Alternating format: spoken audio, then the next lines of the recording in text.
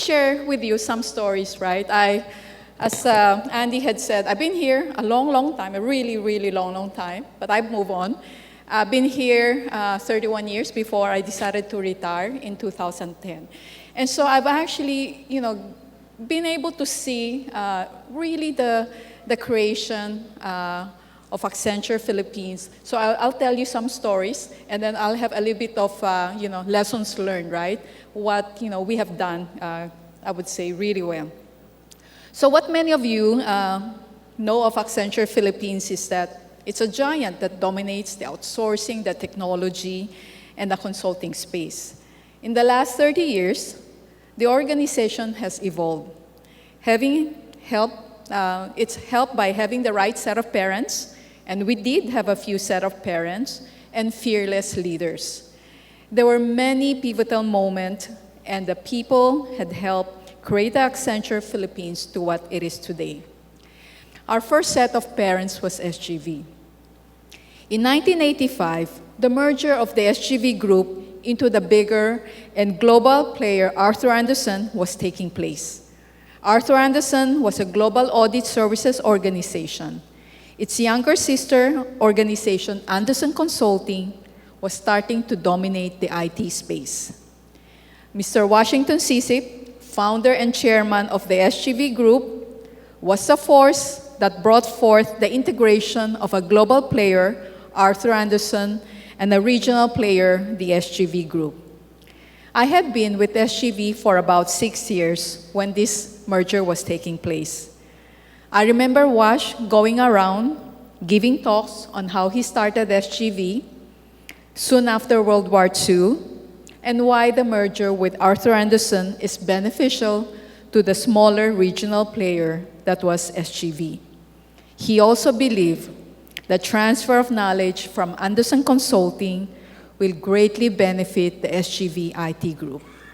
I just wanted to reiterate, I think this was really a pivotal moment that for a Filipino company to actually acquire the IT know-how and the expertise to go into a global stage.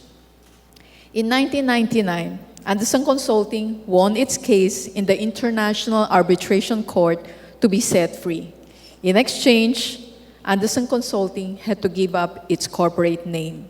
A corporate naming contest was held. Employees were asked to submit names. In the end, the winning entry, voted unanimously by all global partners, was from an employee, I believe, in Scandinavia. His entry was Accenture, and he said, "Accent for the future." Accenture was launched in 2000. By 2000, after more than 10 years of being under the mentorship of several expat country managing partners, John Smith, John Meyer, and Tom Waters, to name a few, we were finally on our own. By this time, we had real clients, and I mean real paying clients. In 2002, the pivotal moment came when Keith Haviland was tasked to create a global network of delivery centers. India and the Philippines were identified to be the seeds of the GDN. In my early years as delivery lead for technology, I remember I had a call with Keith Haviland.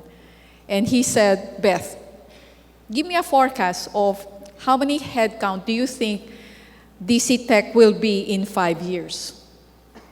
I said, 12,000. And he said, "Huh? Really?" I'm like, "Yeah, why not?" And but of course I was scared, right? How do you actually get from 2,000 to 12,000? Beside the point, I have actually said in 5 years. But those are the things, right, that in a way you have to step out into the unknown and make it happen. I do believe then and now that we cannot exist in a bubble on our own, that we do need to embrace new colleagues, and new ideas, without which the growth would not have been possible.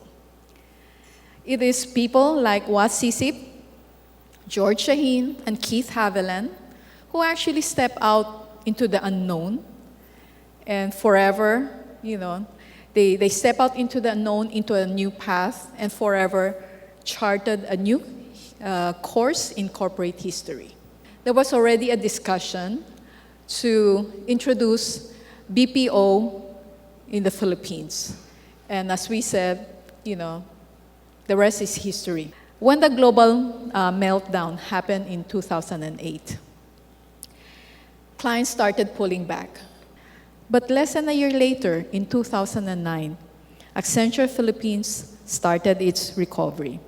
From 16,000 employees in 2010, when I left, I believe Accenture Philippines, I know for a fact, Accenture Philippines is 35,000 people strong and counting. In the late 90s, before the global delivery network was established, we were about 800 employees. Operationally in the Philippines, we're not that small, but then we were also not known internationally. GDN opened the door for Accenture Philippines to play on the global stage. This created opportunities to showcase our talent, and we rose to the challenge of scaling faster and bigger.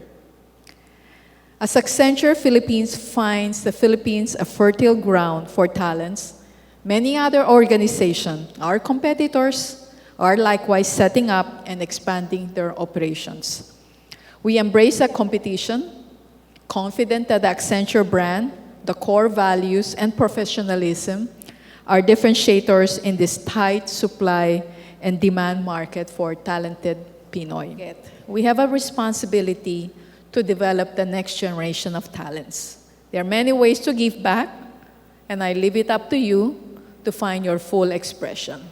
5 years after retiring in 2010, I've started writing a new set of stories.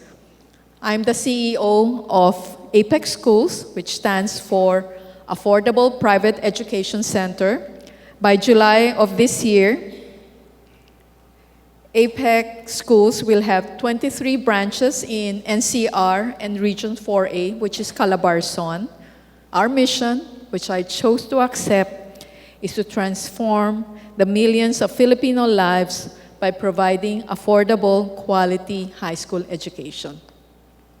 And so it is with great pride that I see that all of you are here.